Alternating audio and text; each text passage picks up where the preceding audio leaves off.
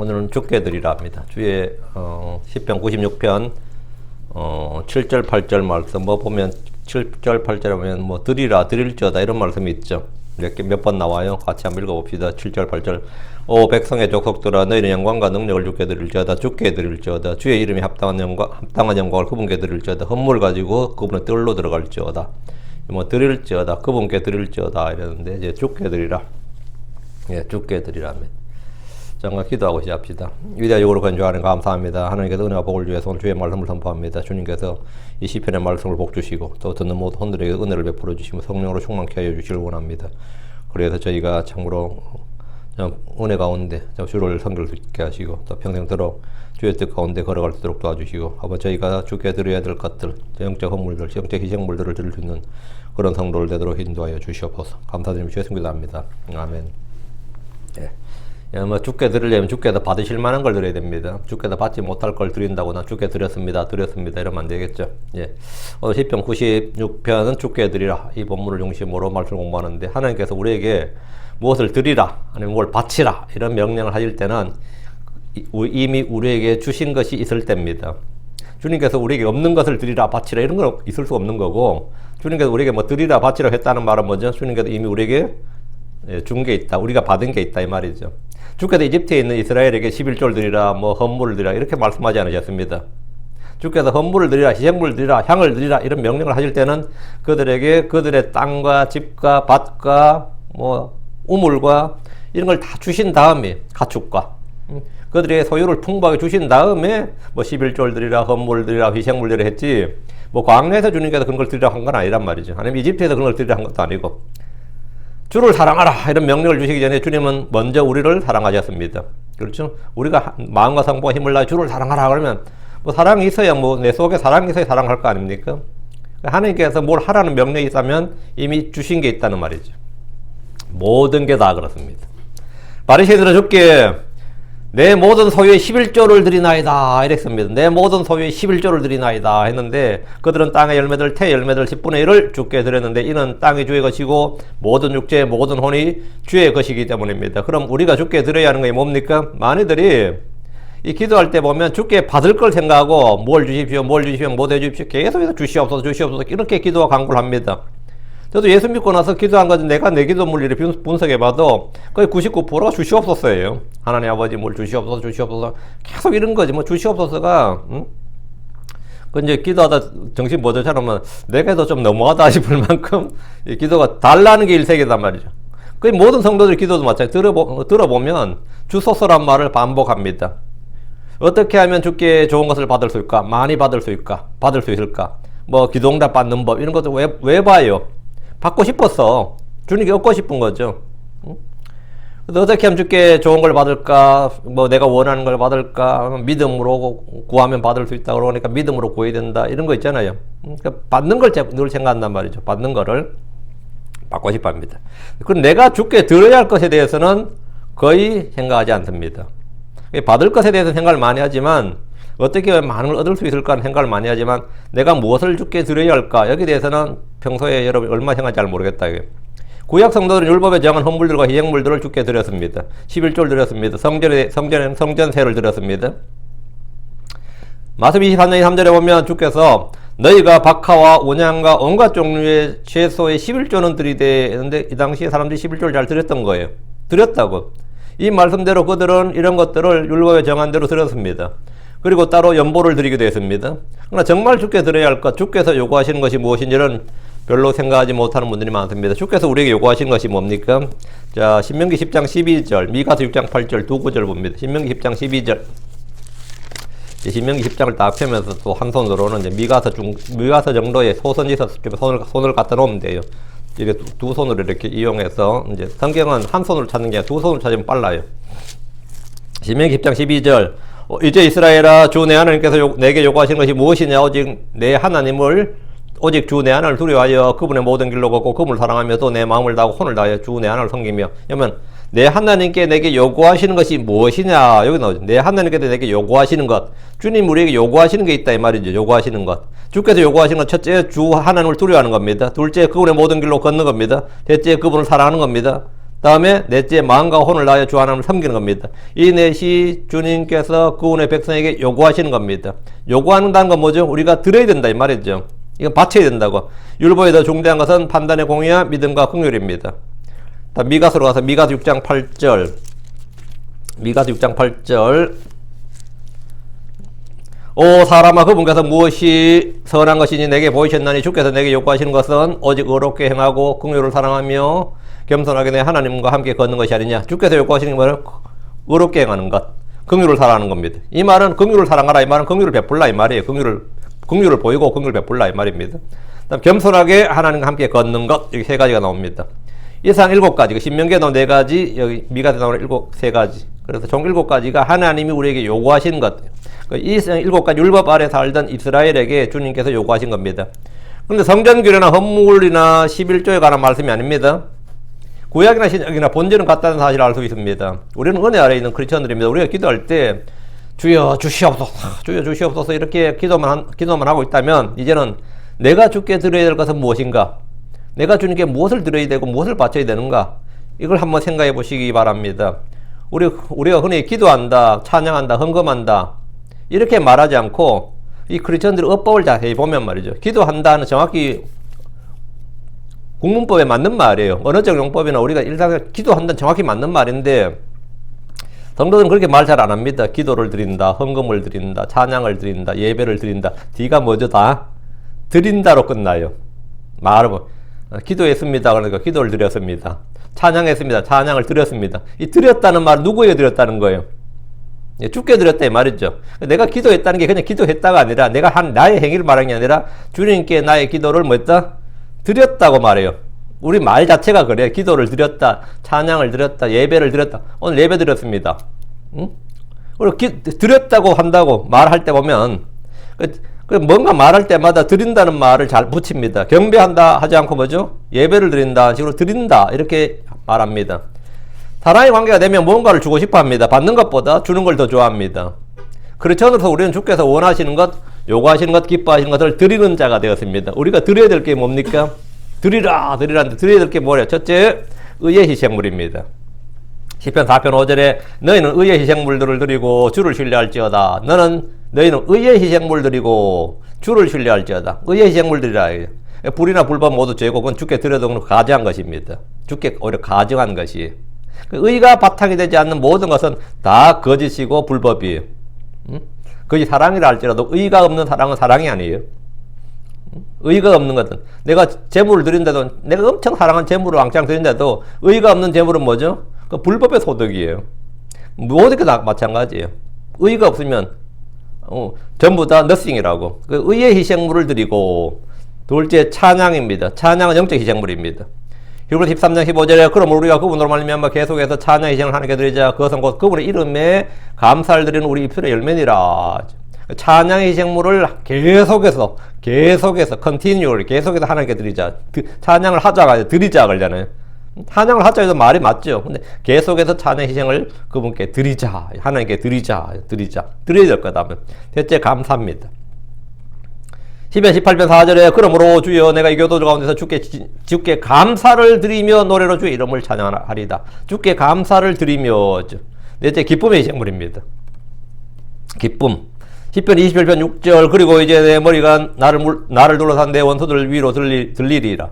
그러므로 내가 그분의 장막에서 기쁨의 희생물을 드리리라. 내가 노래하리니 참으로 내가 노래로 주의 찬양을 부르리라. 기쁨의 희생물을 드리리라. 기쁨의 희생물을 드리리라. 기쁨이란 건 성령의 열매입니다. 예. 다섯째 영광입니다. 영광을 주께. 시편 29편 1절 2절 주께 드리라. 오 너희 강력한 자들아 영광과 힘을 주께 드리라. 그분의 이름이 합당한 영광을 주께 드리라. 거룩하며 아름다움 속에 주께 경배하라. 영광과 힘을 주께 드리라. 이는 본문 말씀은 거의 다죠. 주께 드리라. 여섯째가 감사. 아까 감사했는데 감사 아까 한 것 같은데 셋째 예. 항상 기도 중에 감사를 드리며 깨어있어라. 일곱째가 너희 몸을 드리라. 너희 몸 이게 헌신입니다. 너희 자신을 주께 드리라. 고린도후서 8장 5절에 그들 우리가 바라던 것과 달리 이 일을 행하되 먼저 자신을 주께 드리고 또 하나님의 뜻에 따라 우리에게 주었도다. 먼저 자신을 주께 드린 것은 헌금이나 헌물 드린 것보다 먼저 앞서 드려야 할 것이 우리의 몸, 우리의 우리 자신이란 말입니다. 우리 몸을 의의 도구로 하나님께 드려야 됩니다. 로마 6장 13절에 또한 너희 지체를 불의의 도구로 죄에게 내주지 말며 오직 너희 자신을 죽은 자들로부터 살아난 자로 하나님께 드리고 너희 지체를 의의 도구로 하나님께 드리라. 너희 자신을 의의 도구로 너희 지체를 의의 도구로 하나님께 드리라. 몸을 드린 것이 헌신입니다. 많이들이 내 마음을 드린다 그럽니다. 마음을 드린다. 마음을 바치는 건 좋은 일입니다. 그러나 몸이 따르지 않으면 위선자가 되고 헛된 신앙이 됩니다. 몸을 드린 것이 합당한 섬김 예배입니다.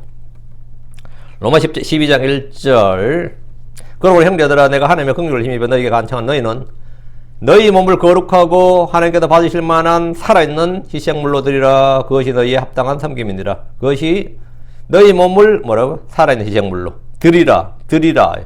지금 우리가 드려야 할 것 같아요. 드려야 할 것. 아홉째, 기도를 드리라. 기도는 주 앞에 드리는 향입니다. 우리가 주님께 향을 드리고 싶다. 그럼 뭐 하겠습니까? 시중에서 향을 사다가 피우는 게 아니죠. 성도들이 그런 줄 안 하죠. 제사 지는 사람은 그렇게 하지. 저도 향나무가 하나 있어가지고, 그것도 잘라가지고, 향불 많은 거 많이 했었어요. 냄새 좋아요, 향 실제로. 돈 많은 사람들 향나무로 집에 인테리어도 하니까, 그럼 냄새 좋지. 근데 향이 독특한 냄새가 있긴 해. 그러니까, 불당이든, 어디 가든 산당이든 신당이든 가면 대부분 다 향불 피우죠. 근데 성경, 우리는 그런 향을 드린 건 아니고, 성경에서 말하는 향은 그런 건 아니죠. 향기름, 유향 향기름이 따로, 제조법이 따로 있죠. 근데 기도가 뭐다? 주 앞에 드리는 향이다, 이거, 향. 시편 141편 2절에 나의 기도가 주 앞에 향같이 놓이게 하소서 또 나의 손을 들어 올림이 저녁 희생물같이 놓이게 하소서. 기도를 드린다. 우리 영적 제사장의 왕가의 제사장으로서 주 앞에 기도로 분향합니다. 기도가 희생물입니다. 잠언 15장 8절에 사악한 자 희생물은 주께 가져한 것이나 곧바른 자의 기도는 그분께서 기뻐하는 것이니라. 사악한 자 희생물은 가져한 것이다. 주께 가져한 것. 사악한 자 희생물 뒤에는 뭐 나오죠? 곧바른 자의 희생물 이렇게 안 나오고 곧바른 자의 기도 이렇게 나오죠. 그러면 곧바른 자의 기도가 뭐라고요? 희생물이라고요. 그 사악한 자의 희생물 할 때 희생물은 뭐죠? 기도라고. 그 사악한 자의 기도는 주께 가져한 것이고 곧바른 자의 기도는 그분께서 기뻐하시는 것. 이게 이제 성경의 병행구절이라고 합니다. 앞뒤로 대꾸로 다 이어져 가지고 사악한 자의 희생물 하면 그 희생물이 기도를 말하는 것이고 뒤에 곧바른 자의 기도할 때 기도는 앞에 나온 희생물. 그 기도가 희생물이다. 희생물이 기도다 이렇게 된 거죠. 사악한 자의 희생물, 곧바른 자의 기도. 기도가 주께 드리는 희생물로 영적 향, 분향, 향이다요. 우리는 하나님께 모든 좋은 것을 값없이 받았습니다. 이제 우리는 주 앞에 드릴 것을 드리는 성도가 되어야 됩니다. 드릴 것을 제때 드리지 않으면 뭐가 된 거죠? 사기꾼이죠. 떼먹은 거잖아요. 드릴 걸 드리지 않으면 뭐가 된다고? 떼먹은 거라고. 도둑질한 거라고요. 10번째, 좋은 열매, 더 많은 열매를 주님이 원하시고 우리는 열매를 주님께, 좋은 열매를 주께 드려야 됩니다. 주님 우리에게 좋은 열매를 원하십니다. 많은 열매를 원하시고. 농부가 씨를 뿌리는 것은 열매를 얻기 위함입니다. 다른 이유가 없습니다. 씨를 왜 뿌리겠어요? 열매를 얻기 위해서입니다. 나무를 왜 심습니까? 열매를 얻기 위해서입니다. 우리는 의의 열매, 선한 행의 열매, 회개에 합당한 열매, 성령의 열매를 맺어야 됩니다. 이게 뭐냐요? 우리가 주께 드려야 되는 것, 드려야 하는 것입니다. 자, 본문을 보겠습니다. 1절입니다. 주께 새 노래로 노래하라. 주께 노래할지어다 온 땅이여. 이 찬양이나 인거 성가대가 인도하시는 분들, 음악을 전공하시는 분들은 이거 엄청 좋아해요. 저도 음악 좋아하는 형제 예전 하나 있었는데 호흡 있는 자마다 주를 찬양할지어다. 그때 이제 개혁에 여호와를 찬양할지어다. 뭐 그런 구절들만 잘 달려오면서 자기가 맨날 기타 치고 띵까띵까 하는 게 굉장히 합리화했어. 그거 좀 그만하지 하면 뭔 소리. 호흡 있는 자마다 주를 찬양할지어다인데 대중가요 부를 수는 없잖아요. 선교단체에서. 그런데 노래를 안 부를 수 없는 거 아니야. 그러니까 맨날 찬송가는 아니고 우린 복음성가가 있었어요. 천곡 정도 뽑혀있는, 여러분 보셨죠? 찬미천, 무슨 거, 아시죠? 우리 교회는 없는데, 보통 교회는 찬송보다 더 많이 불립니다, 그게, 실제로. 찬송은 재미없잖아. 근데 복음성은 좀 나았거든요, 이거. 근데 사실 불러면 찬송가 훨씬 나아요. 훨씬 더. 이게 내가 구닥다리가 아니고. 저도 대학 다닐 때는 그런 거 많이 불러봤는데, 경배와 찬양, 집회가 한때 유행한 적이 있어요, 한국에도. 지금도 웬만한 교회가, 이 정도 교회 가면 이쪽 다 치워버리고, 이쪽 다 치워버리고, 전부 다 밴드가 있습니다, 여기. 웬만한 교회. 그 작은 교회 내가 봤는데, 아이고, 강단 옆에다가 부가하고 그런 게 있더라고요. 드럼 그런 게 있더라고. 그 사람들 전부 이런 거 엄청 좋아요. 주께 새 노래로 노래하라. 새 노래는 새 노래한 것은 뭐 어떻게 노래를 계속해서 새로 창작하고 작곡하고 작사하고 해서 노래 계속 만들어서 새 노래하라 이런 말은 아니에요. 예. 기독교가 세상에 다른 어떤 종교와 확연한 차이가 나는 부분, 그게 바로 노래입니다. 어떤 다른 종교에는 이렇게 노래를 많이 부르는 종교가 없습니다. 요즘 이제 다른 종교가 따라하는 거지. 예. 여러분이 불교 절에 가서 여러분 노래 불러본 적 있어요? 노래 자체가 없어요. 근데 요즘은 참불가라고 있더라고요. 있더라고. 왜냐면 따라하는 거지, 이제는. 어느 종교도 사실은 거의 그 사당이나 신당 가서 노래 부르고 그러지는 않거든요. 근데 이 기독교는 기본적으로 뭐 성전이든 회당이든 뭐 교회든 다 노래예요. 시작이 노래라고. 예배 핵심 중 하나가 노래입니다. 주의 성도들은 언제 어디서나 노래를 불렀습니다. 주의 말씀에 곡조를 붙여 말하는 것이 노래입니다. 여러분이 광야 40년 동안 그 사람들이 길 걸을 때 뭐 했을 것 같습니까? 예, 행진간에 군가한다예요. 하나도 없어요. 행진간에 군가한다예요. 그래 모세오경 노래하는 거 모세오경 잘 외우는 겁니다. 40년간. 주의 말씀에 곡조를 붙여서 말하는 것이 노래입니다. 다른 거 없어요. 주의 말씀에 곡조를 붙여 말한 건데 이제 노래 선창을 한 명 하는 거지. 그게 처음에 하나님이 하면 따라하고 하늘과 땅을 창조하셨는데 이렇게 시작하는 거예요. 오늘 장세 1장이야 그게. 그렇게 그게 노래예요. 그때 뭐 인쇄가 있어 책이 있어 뭐가 있어요. 광야에 살 수 있는 게 그밖에 없어요. 그래서 계속해서 읊조리기 하는 겁니다. 그게 뭐냐면 노래하라요. 모세는 율법을 책에 기록하고 그것을 노래로 부르게 했습니다.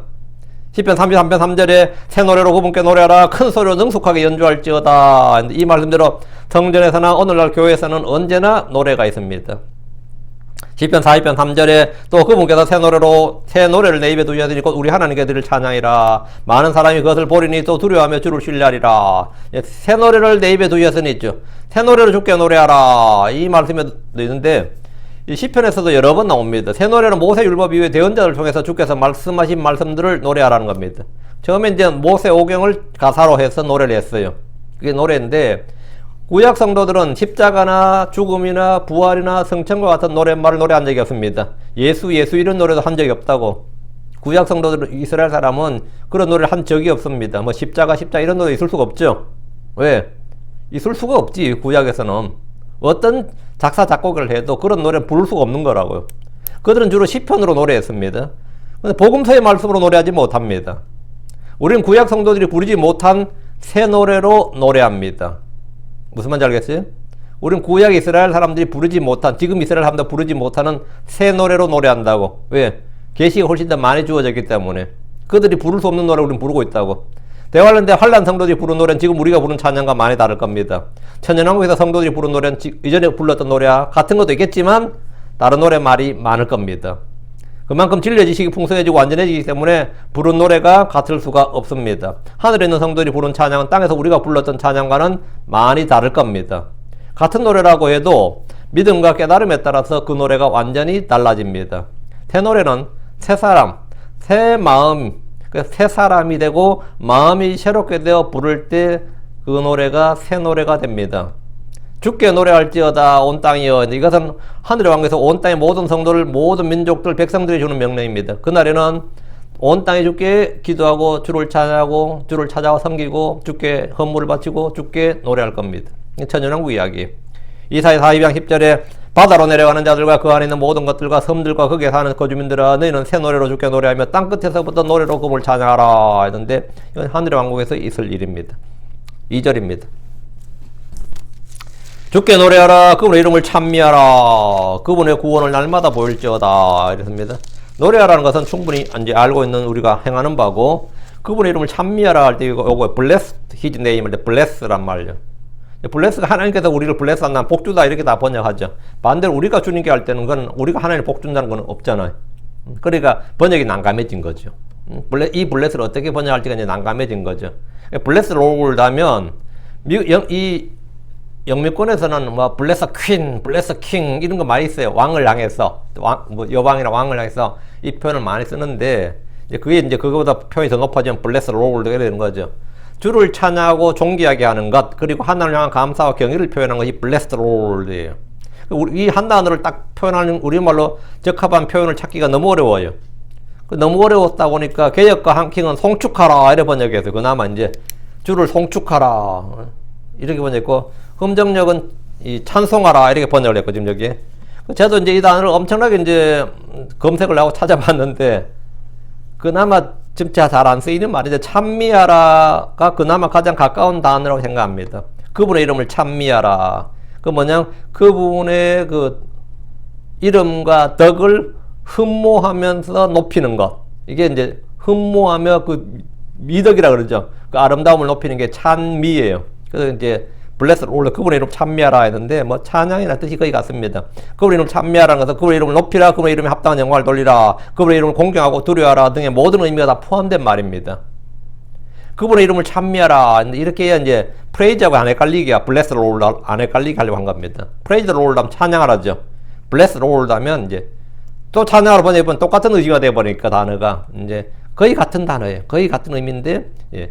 그분의 이름을 찬미하라. 여러분이 예수님 이름을 모르고 그분 앞에 엎드리며 그분의 존귀하고 영화로운 이름을, 여러분이 예수님 이름을 부르고 그분의 이름 앞에 엎드리고 그분의 존귀하고 영화로운 이름을 알고 높이고 감사를 표현할 때, 그것이 바로 그분을 블레스 찬미하는 겁니다.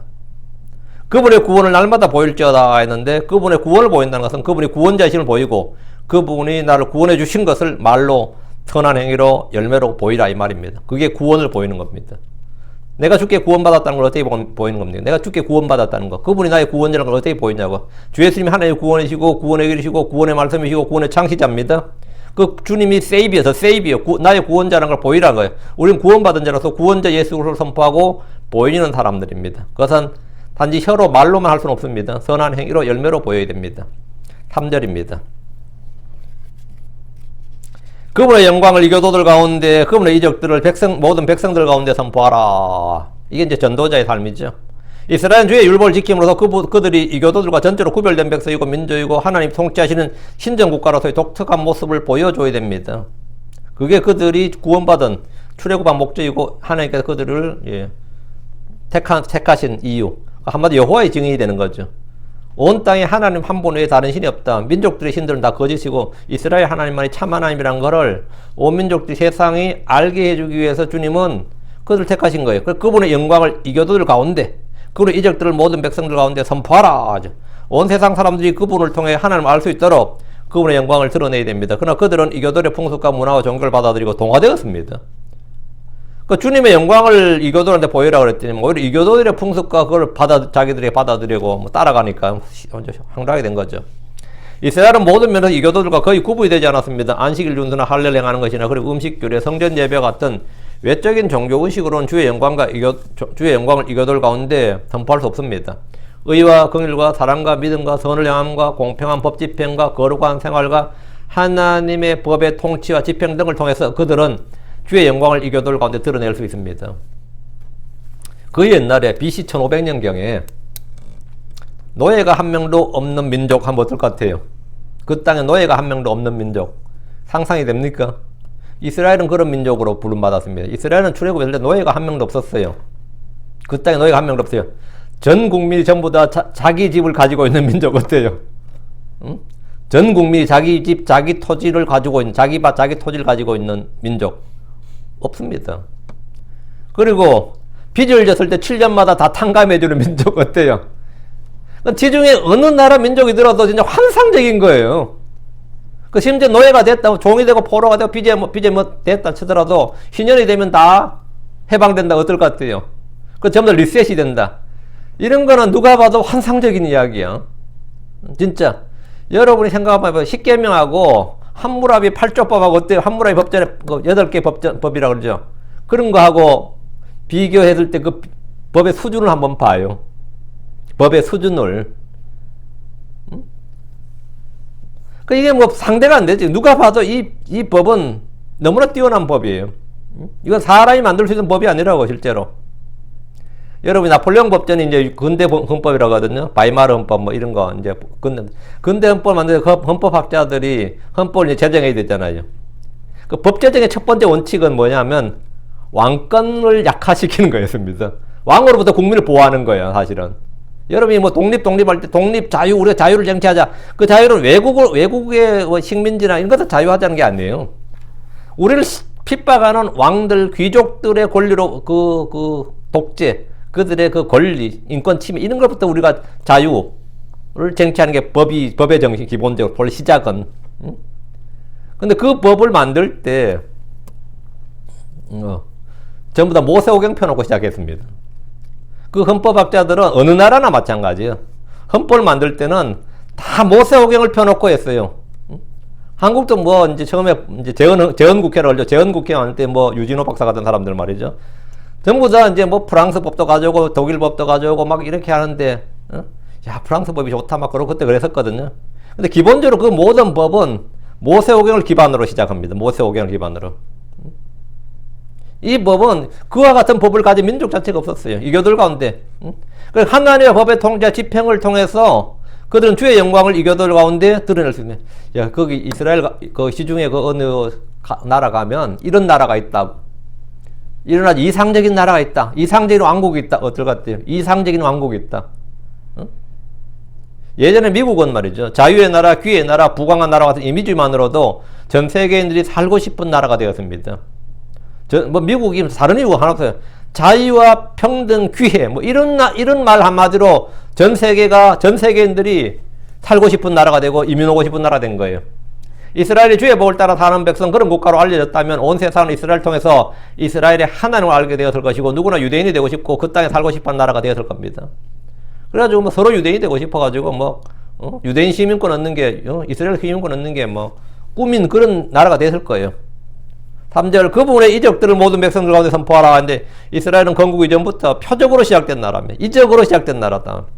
출애굽 전 이집트에서 주님은 놀라운 이적들을 행하셨습니다. 그들은 홍해를 마른 땅처럼 건넜고 광야에서 만나를 먹었습니다. 낮에는 구름 기둥과 밤에는 불기둥으로 주의 인도하심과 보호하심을 받았습니다. 40년 동안 그들은 광야를 걸었지만 발이 부르트지 않았고 옷이 낡아지지 않았습니다. 상상이 갑니까? 40년을 걸어가는데 옷이 낡아지지 않았다. 어때요? 어릴 때 태어난 애 옷을 입었는데, 아니면 아장아장 걸으면서 이집트를 나왔는데, 이집트를 나왔는데, 그래서 뭐 어떻게 뭐 한 5, 6살 돼서 가데스 바네아에서 다시 광야로 돌아가라 했어요. 5살, 6살, 10살, 20살 몸은 팍팍 오는데 옷은 어디서 구합니까? 마켓도 없는데. 돌려가며 입어요? 신발 어디서 구합니까? 발은 점점 오는데. 그러다 하루에 그렇게 매일 걸어다니면 웬만한 신발 감당을 못하죠. 요즘처럼 뭐 나이키 신발 신어도 그 며칠 못 신는다고 6개월만 되면 다 떨어져요. 바닥은. 맨날 우리처럼 차만 타고 다니고 조금씩 걷는 사람들이야 신발 한번 사면 어때요? 1년도 신고 2년도 신어도 뭐 별로 헤어지지 않지만, 맨날 걷는 사람들에게는 얼마 못 신어요. 신발을 얼마 못 신어요. 그런데 40년 동안 발이 부르트지 않고 옷이 낡아지지 않았다잖아요. 상상이 가냐고. 이게 뭐 이적이지 뭐가 이적이. 그들은 주의 이적들을 날마다 체험했습니다. 40년 동안 땅에서 농사를 짓지 않았고 상거래도 없었고 학교나 시장이 없었지만 굶는 사람이 한 명도 없었습니다. 약국도 없었고 병원도 없었지만 질병으로 고통받은 사람도 한 명도 없었습니다. 이것이 그들이 늘 보던 주의 이적이었습니다. 느헤미야 9장 21절에 참으로 40년 동안 주께서 그들을 광야에서 부양하셨사오니 그들이 아무것도 부족하지 않았사오며 또 그들의 옷이 낡아지지 아니하고 발이 부르트지 아니하였나이다. 이것이 주의 이적이고 표적입니다. 이스라엘은 그들의 역사를 선포하는 것만으로도 온 세상의 주의 이적들을 선포하는 것입니다. 그들의 역사는 표적의 연속이었습니다. 크리스천으로서 우리는 주의 이적, 표적을 선포하는 것이 아니라 주의 은혜, 그분이 베푸신 긍휼과 사랑을 선포합니다. 4절, 이는 주께서 크시며 또 크게 찬양받으셔야 하기 때문이로다. 그분은 모든 신들보다 두려워할 분이시로다. 1절에서 3절에서 우리는 주께 노래하라, 찬미하라, 선포하라, 이렇게 말한 이유, 이렇게 명령한 이유가 무엇인지 4절이다 이 말입니다. 이는 주께서 크시며 또 크게 찬양받으셔야 하기 때문이로다. 그래서 우리가 주님께 노래하고 찬미하고 선포한다. 주께서 크시다는 사실을 이미 여러 차례 증언을 했습니다. 하나님은 사람보다 크십니다. 세상보다 크십니다. 내 마음보다 크십니다. 우리가 생각하고 상상할 수 있는 모든 것보다 크십니다. 예레미야 24절에 주가 말하더라 내가 하늘과 땅을 가득 채우지 아니하느냐, 이 말씀에서 우리는 주께서 얼마나 크신지 알 수 있습니다. 주 하나님 크게 찬양받으셔야 됩니다. 지금 4절에 그분은 모든 신들보다 두려워할 분이시로다. 주께는 모든 신들보다 크시며 모든 신들보다 두려워할 분입니다. 여러분 신들 두려워해요? 모든 신들보다 두려워할 분이시다. 주께서는 모든 신들보다 위에 크신 왕이십니다. 시편 97편 9절에 이는 주여 당신 온 땅 위에 높으시나이다. 주는 모든 신들 위로 훨씬 더 높여지셨나이다. 시편 135편 5절에 실로 내가 할 거냐 주께서는 크시며 또 우리 주께서는 모든 신들보다 높으시나이다. 모든 신들보다 훨씬 위로 높아지셨고 모든 신들보다 높으시나이다. 5절 실로 민족들의 모든 신들은 우상들이로다. 그러나 주께서는 하늘들을 만드셨도다. 민족들의 모든 신들이라는 것은 각 민족들이 섬기는 신들입니다. 이집트에는 수천 종의 신들이 있었습니다. 바빌론이나 페르시아나 그리스나 로마도 마찬가지입니다. 신들이 너무 많아서 이름을 다 붙이지 못해서 알지 못하는 신에게 이렇게 적힌 제단도 있었습니다. 아테네에 그런 제단이 있었어요. 알지 못하는 신에게 혹시 우리가 신들을 이름 다 몰라서 못 섬기면 그 진노를 받을까봐 알지 못하는 신에게라는 이름을 새겨놓은 제단도 있다 이거죠. 그런 신들은 다 우상들이다 이 말입니다. 가나안 땅에는 바알과 아세라, 아스다롯, 몰레, 그모스, 다곰, 벨의 아들 느보, 마르둑, 담무스, 이시타르, 기윤, 이시스, 호루스 다 들어본 이름들이죠. 이게 수많은 신들이 다 우상들이야 이 말입니다. 그러나 주께서는 하늘들을 만드셨도다. 하나님과 우상을 구별짓는 한 가지, 하늘과 땅을 만드신 분이 누구냐 이거예요. 하늘과 땅을 짓지 않는 다른 신들은 다 우상들이라고요. 예레미야 10장 11절에 너희는 그들에게 하지 말하리니 하늘들과 땅을 만들지 아니한 신들 곧 그들은 땅과 하늘들 아래서 멸망하리라. 하늘들과 땅을 만들지 아니한 신들, 하늘과 땅을 만들지 않은 신들은 다 멸망한다. 하늘과 땅을 만드신 분이 누굽니까? 하나님입니다. 우리의 도움은 하늘과 땅을 만드신 주로부터입니다. 우리는 하늘과 땅을 만드신 주께 복을 받았습니다. 우리의 도움은 하늘과 땅을 만드신 주의 이름 안에 있습니다. 6절입니다. 존귀와 위엄이 그분 앞에 있도다. 힘과 아름다움이 그분의 성소에 있도다. 존귀와 위엄은 왕의 권위를 설명할 때 늘 쓰는 말입니다. 이는 우리 주 예수님의 왕대심, 신적 권위를 표현하는 말입니다. 존귀와 위엄이 그분 앞에 있도다. 시편 104편 1절에 주를 찬송하라 오 내 오나 오 주 내 하나님이여 당신은 심히 크시며 존귀와 위엄으로 옷 입으셨나이다. 주의 위엄이라면 높은 위엄, 두려움의 위엄, 영광스러운 위엄입니다. 힘과 아름다움이 그분의 성소에 있도다. 이 뭐죠? 그분의 성소에 누가 있는데요? 그분 있죠. 주님이 계시다고. 성소 안에 주님이 계시기 때문에 그곳에 주의 힘, 주의 아름다움이 거기에 있다. 이렇게 말한 겁니다. 7절 주께 드리라. 오 너희 백성들의 족속들아 주께 영광과 힘을 드리라. 주께 드리라. 주께 드리라고. 뭐 드리란 말이 나랑 주라 이거. give. 우리 맨날 김미 하는데 김미가 아니라 하나님께 드리라고요. 하나님께 드리. give unto the Lord. give unto the Lord. give. 드리라. 주 앞에 존귀와 위엄이 있고 그분의 성소에 힘과 아름다움이 있기에 우리는 주께 드릴 것이 있습니다. 주께 받은 것이 있는 사람은 누구나 주께 드릴 것이 있습니다. 주께 받은 것이 있는 사람은 주께 드릴 것이 있다고요. 주께 드릴 것이 없는 사람은 주께 받은 것이 없는 사람이에요. 그럼 주께 받은 것이 없이 어떻게 내가 살고 있어요? 그 말은 뭐냐면 주께 받은 것을 알지 못하는 사람, 믿지 않는 사람입니다. 주께 드리라. 우리는 주께 모든 걸 받았습니다. 우리가 가진 것 중에 받지 않는 게 뭐 있습니까? 우리가 가진 것 중에 주께 받지 않는 것이 없습니다. 고린도전서 4장 7절에 누가 너를 다른 사람과 구별되게 하였느냐? 내가 가진 것 중에 받지 아니한 것이 무엇이냐? 이제 내가 그것을 받았을 때 어째 그것을 받지 아니한 것이 자랑하느냐? 내가 가진 것 중에 받지 않는 것이 무엇이냐? 난 그래도 뭐 머리는 좋아요. 그거 주께 받은 겁니다. 난 그래도 인물은 돼. 그거 주께 받은 겁니다. 난 건강한 자신이 있어. 힘은 있어. 주께 받은 겁니다. 어떤 분은 막 늙으셨는데도 막 그래요. 그래도 힘은 내 자신이 있었는데 그래요. 어느 날 팍 꺾이기 전까지는. 그것도 큰 복이죠, 솔직히. 이제 내가 그것을 받았을 낀데 어째 그것을 받지 아니한 것 같이 자랑하느냐? 받지 아니한 것 같이. 우리의 몸과 혼과 영은 다 주께 받은 겁니다. 우리가 만든 게 아닙니다. 사도행전 17장 25절 그분께서 모든 사람에게 생명과 숨과 모든 것을 주시기 때문이로다. 주님께서 모든 사람에게 생명과 숨과 모든 것을 주시기 때문이라. 하늘과 땅과 해와 달과 별들 그리고 산과 바다와 강과 그 위에 있는 풀들 나무들 우리가 먹고 마시는 땅의 소산들 짐승들 그리고 물들은 다 주께서 주신 겁니다. 땅에 내린 이슬과 비 그리고 적절한 햇살이 없으면 우리는 아무것도 얻을 수 없습니다. 오늘 제가 따라고 이야기했는데 아이리시 아일랜드는 감자로 먹고 살다 감자에 병이 걸렸을 때 전염병이 걸려가지고 몇백만이 굶어 죽었잖아요. 그 아일랜드 아이리시 대기근 아시죠? 덕분에 그 사람들이 미국으로 이민을 많이 왔는데 세계 역사를 바꿔놓은 게 그 감자의 탄저병이었어요. 탄저병인지 정확히 모르는데 감자 무슨 병이었어요. 근데 한국 사람들은 그거보다 아일랜드보다 더 힘든 척박한 환경에 사는데도 그렇게 안 굶어 죽었다고. 왜? 풀을 먹을 줄 알았다고.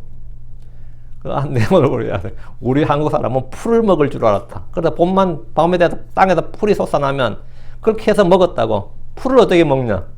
이 풀, 산에 올라가도 나물 뜯는다고 저기다 풀 먹는 거 아니에요. 먹을 수 있는 풀과 안 먹는 걸 구분 다 해가지고 그걸 뜯어 먹을 줄 알았는데, 하나님 한국 민족을 불쌍히 여기사 아무도 심지 않는 풀 하나가, 그게 뭐죠? 쑥이에요. 그렇게 곳곳에서 쑥이 솟아나는데, 누가 씨 뿌린 거 아닙니다. 어느 땅에나 산이든 들이든 쑥이 솟아났어요.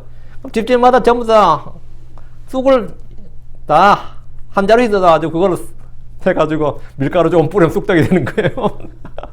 그렇게 맛있게 먹었어요. 다. 지금 아마 그거 비쌀 거야. 응? 그래서 제가 그랬어요. 한국 사람 밀가루 엄청 좋아하는데, 좋아하죠? 라면도 좋아하고 짜장면도 좋아하고 밀가루 다 좋아하는데, 한국은 밀이 안 나는 땅이에요. 한국은 쌀과 보리는 심어도, 심지어 조, 귀리도 심었지만 밀을 심지 않는 거예요. 이상하게. 저도 시골에서 보면 밀을 심는 집이 없었어요. 밀을 그렇게 좋아하는데 밀을 안 심어. 난 보리 심지 말고 차라리 밀 심지 왜 밀이 잘 안 되는 것 같아. 근데 밀가루 소비량이 엄청 많거든요. 다 수입해야 되는데 비쌀 수밖에 없죠. 근데 한국 사람이 어떻게 그렇게 밀가루 많이 먹을 것 같아요? 6.25 전쟁 때문이에요.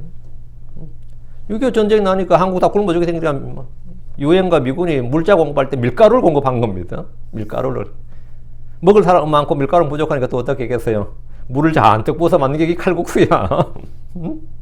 조선시대에 칼국수 어디서 밀이 없는데, 가능한 한 많은 사람이 먹으려면 물을 부어야 되고 하면 그게 칼국수, 수제비 이게 전부 다 그 물배 채우는 거지 사실은 뭐.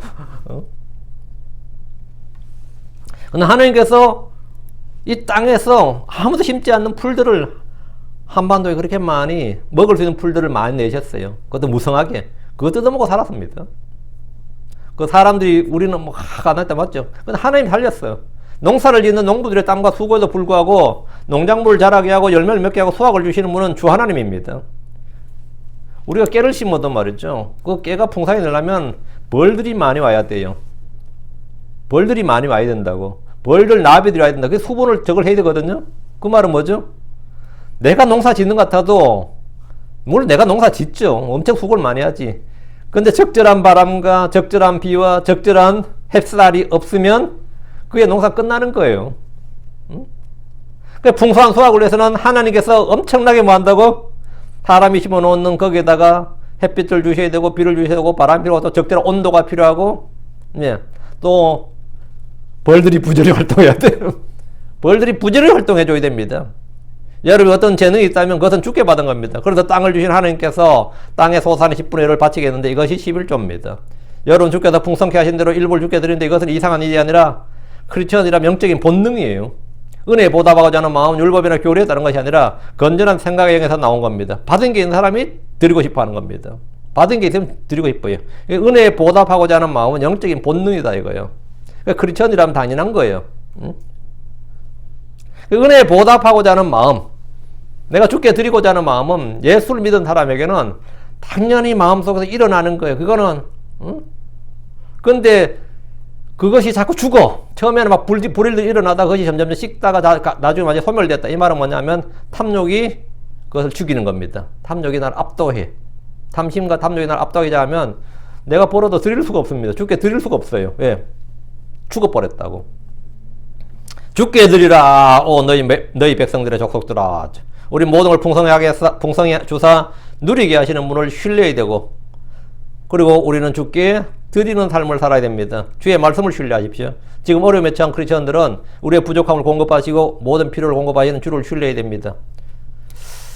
2016년 17년 원래 2020년 벌써 몇 년 지났네요. 그때 돌아가신 목사님이 계신데 뭐 그분 그 자서전을 제가 읽었는데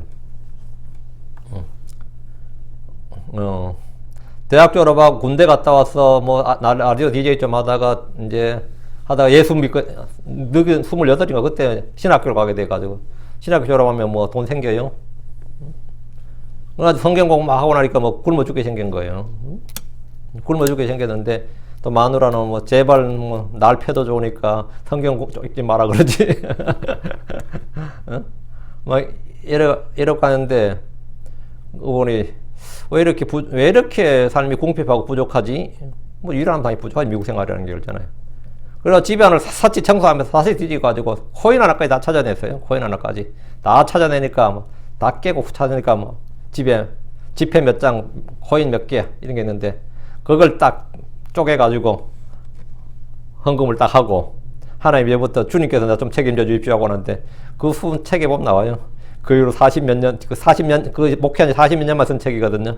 내 40몇 년 동안 그때보다 40몇 년 동안 일주일에 한 번은 중국집에 가서 짜장면 먹고 뭐 하고 쭉 나와. 얼마나 실제적으로 나왔는지, 응? 그때부터 내게 부족함이 없었도다 하면서는, 응? 그때부터 내게 부족함이 없었도다 하면서, 응? 건강도 있었고, 응? 그 나게 뭐, 자기는 지금도 이 나이도 하키라고 뭐, 그거 잘 나와요. 응? 응? 중국집 일주일에 한 번이가 중국집에 가서 자기 외식을 하고 다음에 뭘 먹고 한 번도 먹는다 적이 없었다. 응? 예, 공급을 신뢰해야 됩니다. 주의 말씀을 신뢰하고 어려움에 처한 크리스천들은 이 부족함을 공급하신 우리의 부족함을 채우시고 모든 필요를 공급하시는 주를 신뢰해야 됩니다. 그 신뢰는 배신으로 돌아오지 않아요. 실망으로 돌아오지 않습니다. 사람들은 우리의 신뢰하면 어때요? 진짜 참 믿으라 그래. 내가 믿었더니만 자식이 참 이런 게 있잖아요. 사람 신뢰하면 항상 끝이 뭐죠? 좀 씁쓸하지. 근데 여러분 주를 신뢰했는데 참 씁쓸하다 그런 거 있어요? 참 내가 주님을 믿었는데 참 씁쓸하다. 정말 주님을 신뢰했는데 참 씁쓸하다 그런 거 있어요? 저도 그분 그 간증 읽고 나서 똑같이 따라했거든요. 다 틀어가지고 그래서 좀 지폐 몇 장하고 뭐가 나오더라고. 내가 무조건 내가 하나님께 드린다. 응? 이제 그때부터 진짜로 미국 생활에서 좀 나아진 것 같아요. 진짜로. 이거 내 거. 간증하기 좀 그렇네. 그래도 그렇게 살아요. 그럼 할 말이 없는데. 7절. 주께 영광과 힘을 드리라. 저는 아주 풀컵이에요. 하나님께서 충만한 은혜를 주셔서 생각합니다. 주께 영광과 힘을 드리라. 이것은 먹든지 마시든지 무엇을 하든지 다 하나님의 영광을 하라 이 말입니다. 힘을 드린다는 것은 나의 힘을 죄를 짓는 일이나 쾌락에 쓰지 말고 여자에게 주지 말고 주께 드리라 이 말입니다. 내 힘을 어디 쓰라고요? 내 힘을 내가 그래서 힘이 남아있을 때 늙어서 아무 힘이 없을 때 뭐 주님 일 하겠다 하지 말고 그나마 힘이 있을 때 하라 이거예요. 사람들은 저마다 자신이 얻고자 하는 것에 전심전력합니다. 나의 힘을 주께 드린다는 것은 주를 위해 주의 일을 하는데 힘을 드리라고 힘을 쏟으라고요. 8절 주께 그분의 이름에 합당한 영광을 드리라. 헌물을 가져오며 또 그분의 뜰로 오라. 주께 드려야 하는 것이 그분의 이름에 합당한 영광입니다. 크리스천들이 주께 영광을 돌립니다. 주께 영광을 돌립니다. 이런 말 하는데 어떤 사람이 그런 말 할 때 주의 이름을 먹칠하는 것 같고 오히려 주의 이름을 욕먹이는 것 같습니다. 주의 이름에 합당하다고 할 때 합당하다 이 말은 뭐죠? 합당하다 worthy예요. 충분히 가치가 있고 그분의 이름에 올린다 이 말입니다. 주의 이름에 합당한 합당한 영광이란 의와 거룩함에 기초한 영광이에요.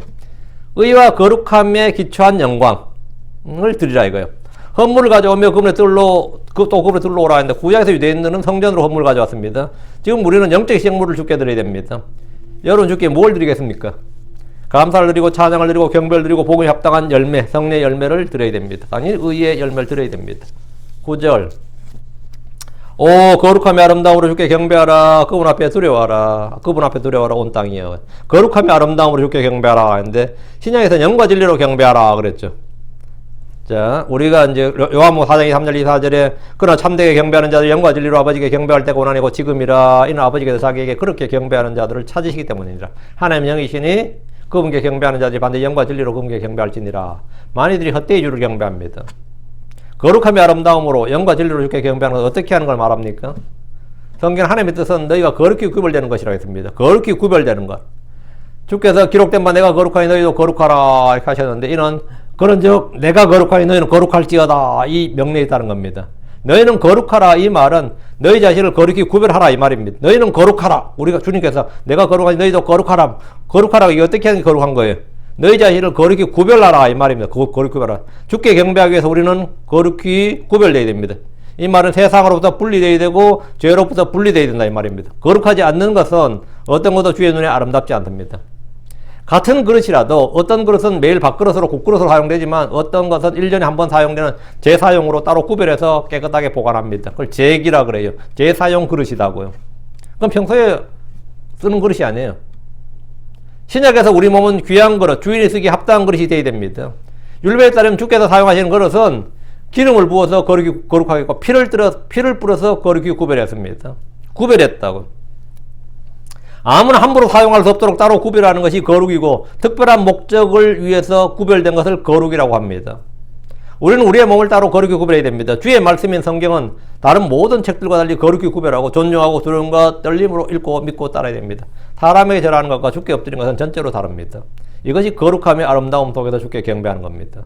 내가 주를 위해서 따로 분리되고 따로 주님을 위해서 구별된 그리고 주님을 위해 특별한 목적을 위해 구별된 것, 분리된 것 이것이 만약 거룩함의 아름다움이에요. 10절 이교도들 가운데 주께서 통치하신다고 말하라. 세상도 굳게 서서 그것이 흔들리지 아니하리라. 그분께서 백성들을 의롭게 심판하시리라. 이거는 이교도들 가운데 주께 통치하신다. 이 말은 뭐예요? 하늘의 왕국 주의 재림 때 성취될 말씀입니다. 물론 넓은 의미에서 지금도 이 세상의 왕국은 왕국들은 주님께서 통치하신다. 하늘의 하나님께서 통치하신다. 이렇게 할 수 있지만 악한 현 세상의 왕은 이 현 세상의 통치자 누구죠? 마귀죠. 마귀는 지금 이 세상의 통치자입니다.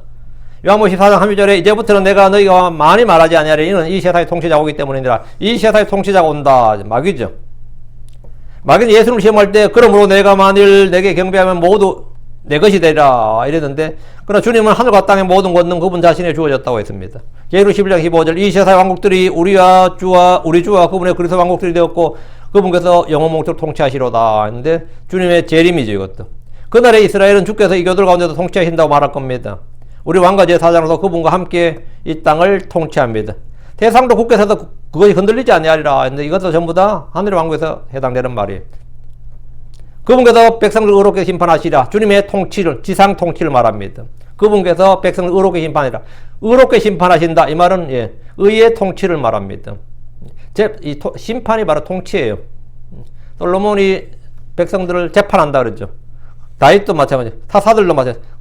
성경에서 재판한다, 심판한다 이 말하면요, 심판자는 왕을 말합니다. 통치를 말해요. 통치자가 심판자고 재판관이니까. 주님께서 백성을 의롭게 심판하시라 이 말은 주님께서 사사가 되는 거죠.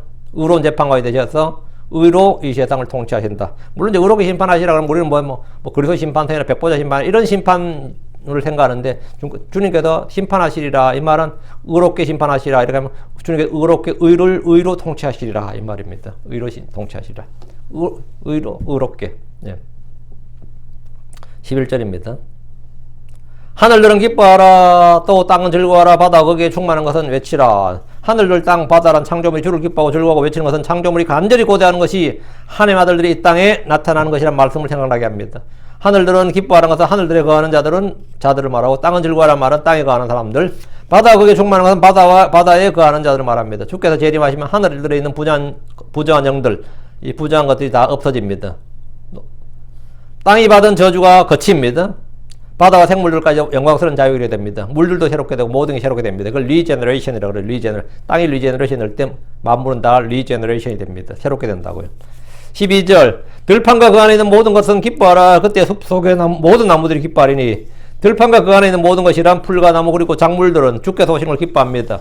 그날에 해가 7배나 밝게 빛나기 때문입니다. 저주가 갇힌 땅에 내린 모든 초목들이 완전히 바뀐 땅에 뿌리 내리게 됩니다.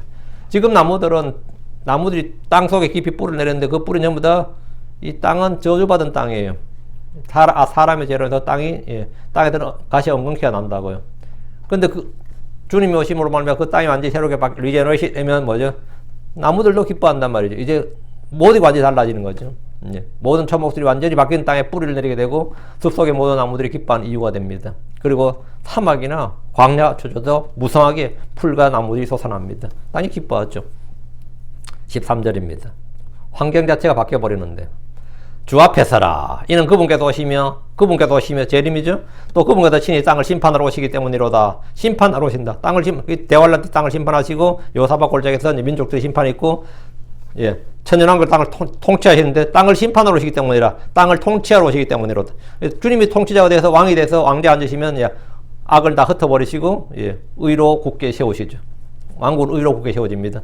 친히 땅을 심판하러 오시기 때문이로다. 그분께서 의로 세상을 또 그분의 진리로 백성들을 심판하시리라. 심판하시리라 이퀄 뭐라고요? 통치하시리라 합니다. 그분께서 의로 세상을 통치하신다고요. 또 그분의 진리로 백성들을 심판하시라. 오늘 심판한다면 사람 죽인다, 뭐 감옥에 집어넣는다, 지옥에 던진다. 이게 이것만 심판이 아니에요. 주님께서 심판하시라 그러면 예, 뭐 삼손이 뭐 20년을 심판하였더라, 재판하였더라 이 말했죠. 그 재판하였더라 이게 심판하였더라 이 말입니다. 사무엘이 40년을 이스라엘을 뭐 재판하였더라. 구약 이런 거 있죠. 그 재판 저지예요. 재판하였더라 이게 뭐 심판하였더라. 주님께서 1000년 동안 땅을 심판하였더라. 이게 뭐 1000년 동안 땅을 예, 재판하였더라. 주님이 예, 의의 심판자 통치자가 되셔서 그 왕이 바로 그 사사란 뜻 자체가 저지잖아요. 그 주님께서 이거 12제자한테 뭐래? 너희가 이스라엘 12지파를 다스릴 뭐가 된다? 12지파를 재판한다. 왕자 앉아 그게 12왕자의 재판관, 통치자가 된다고요.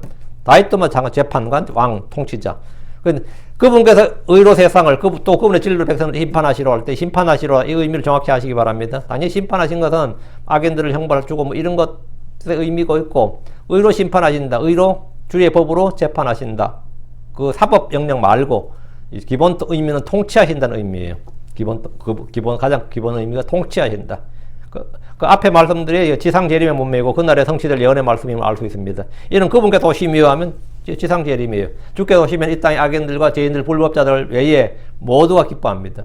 그 의의 왕이신 주께서 악인들, 죄인들, 불법자들 당연히 다 예, 멸하실 것이고, 예, 다음에 예, 주를 신뢰한 자들, 또 주의 이름을 부른 자들, 또 주를 기다린 모든 자들에게 주님께서 보상해 주신단 말이죠. 그분께서 땅을 친히 그분 친히 땅을 심판하러 오시기 때문이로다. 그날에는 들의 짐승들, 바다의 고기들까지도 주의 오심을 기뻐하는데 주께서 오시면 1000년 동안 그들이 모두 영광스러운 자유에 이르게 되기 때문입니다. 땅도 영광스러운 자유로 이르고 모든 창조물이 영광스러운 자유에 이르릅니다. 사람은 뭐 말할 필요도 없고 예. 이로써 예, 시편 96편은 예, 마치겠습니다.